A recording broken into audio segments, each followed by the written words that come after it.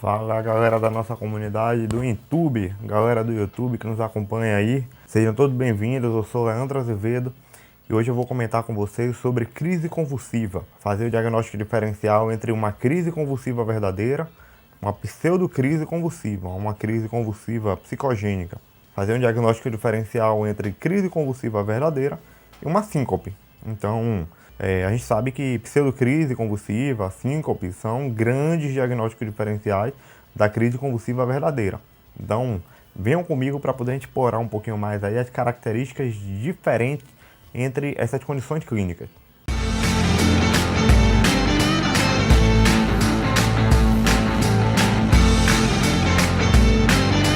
Fala galera, tudo bem com vocês?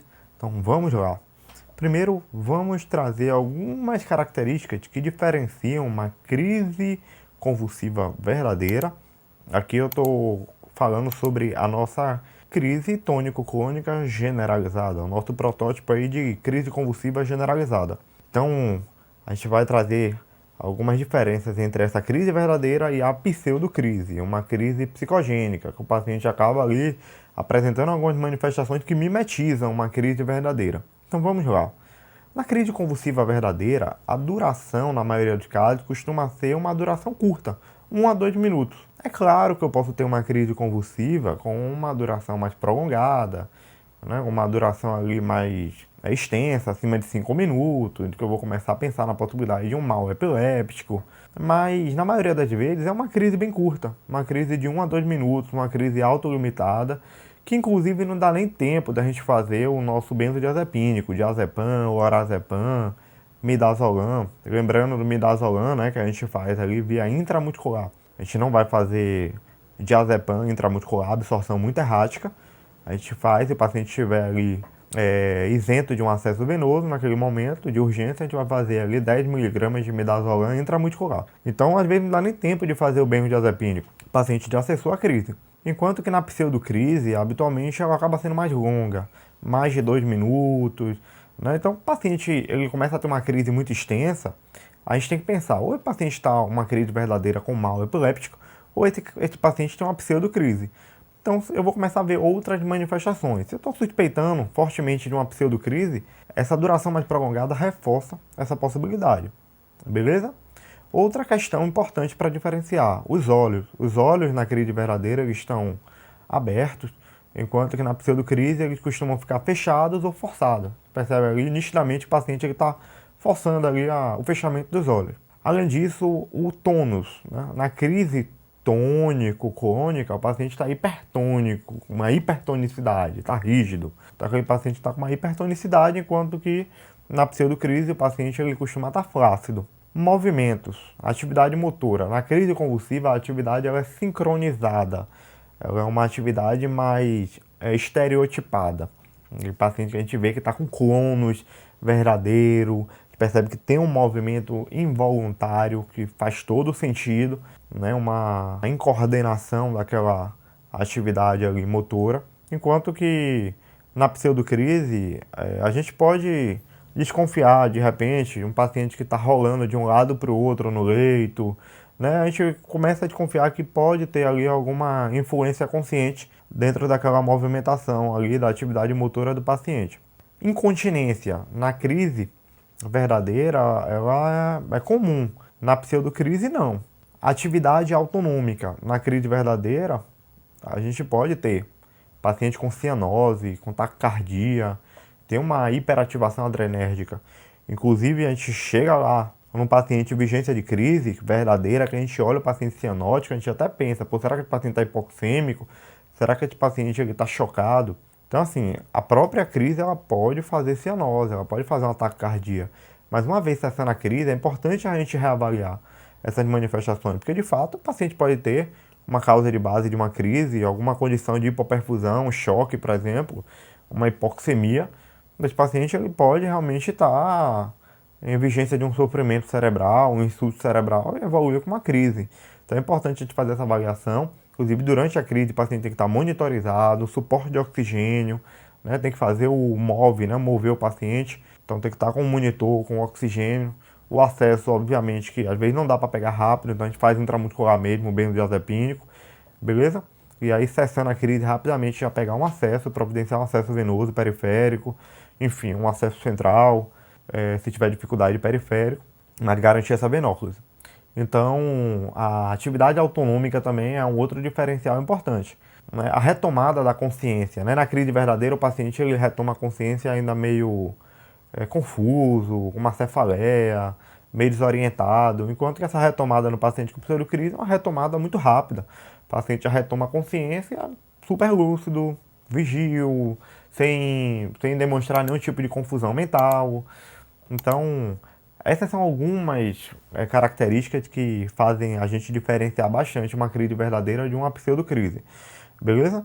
Então vamos ficar atentos aí enquanto o paciente estiver apresentando ali manifestação. A gente vai conduzindo, vai observando. Então assim que a gente já chega logo, a gente já vai notando alguns desses sinais aí para fazer rapidamente algum diagnóstico diferencial. Outra questão importante é quando o paciente é trazido para a gente com uma queixa de perda de consciência, em que a gente tem aquela dificuldade, né? Ou a gente flagra, testemunha aí uma perda de consciência que tem a dificuldade, muitas vezes, de diferenciar uma crise convulsiva de uma síncope. Então, olha que coisa legal que eu vou trazer para vocês. Vamos entender o racional. A crise convulsiva, o paciente ele tem uma atividade elétrica desorganizada em que ele fica tônico, clônico, com a perda de consciência. A síncope, o paciente ele normalmente levanta, né? Ele tem uma hipotensão postural, ou ele fica deitado, ou ele fica sentado, tem hipotensão postural, ou sentado ele fica em pé e tem uma hipotensão postural, e aí ele vai lentamente perdendo consciência, ele vai fazendo um estágio de lipotímia, que ele vai percebendo que está perdendo consciência, e de repente ele perde consciência. E essa retomada da consciência, o paciente recobra a consciência muito rapidamente. Então vamos lá, na crise convulsiva, a duração, como eu falei, em torno de 1 a 2 minutos, na maioria dos casos. A síncope, o paciente recobra a consciência mais rapidamente. Então, poucos segundos na síncope, beleza? O tônus muscular, como a gente já falou, a crise ela é tônico-clônica. Então, o paciente ele fica com uma rigidez, o paciente fica com uma hipertonicidade. Enquanto que na síncope é flácido, o paciente fica atônico, tem uma flacidez. Com relação à queda do paciente. A queda do paciente na crise verdadeira é uma queda súbita, abrupta. E ela independe da posição do paciente. O paciente pode estar em qualquer tipo de posição, tem uma atividade elétrica desorganizada, ele vai cair subitamente já apresentando o tônus e o clônus. Enquanto que na síncope, como eu falei, normalmente é naquela posição sentada ou na posição em pé, e que a queda do paciente é uma queda lenta. O paciente vai caindo, ele vai começando a ficar com uma flexão de tronco, ele vai começando a ficar todo fletido, e aí ele vai aos pouquinhos caindo, é uma queda lenta. A perda de consciência é lenta na síncope. O paciente vai ficando com lipotímia e depois ele apresenta uma síncope. Então, é uma perda lenta de nível de consciência. Enquanto que na crise convulsiva é uma perda súbita. Apresentou aquela atividade elétrica desorganizada, o paciente cai subitamente, independente da posição que ele está, e abruptamente ele perde consciência. A retomada, né, da consciência que a gente já falou, a retomada da consciência na crise convulsiva, né, o paciente depois de 1 a 2 minutos, ele vai retomando ali a consciência paulatinamente, enquanto que no paciente com síncope é questão de poucos segundos, uma duração mais breve. Beleza? O paciente ele fica com uma certa amnésia, inclusive, ali na síncope, né? Pode ter uma amnésia, ele não lembra muito bem ali o que aconteceu, é uma coisa comum. A incontinência não é uma boa forma de diferenciar, porque a incontinência ela é comum nas duas situações. Então, a incontinência ajuda a gente a diferenciar a crise da pseudocrise, mas não ajuda a gente a diferenciar a crise convulsiva da síncope.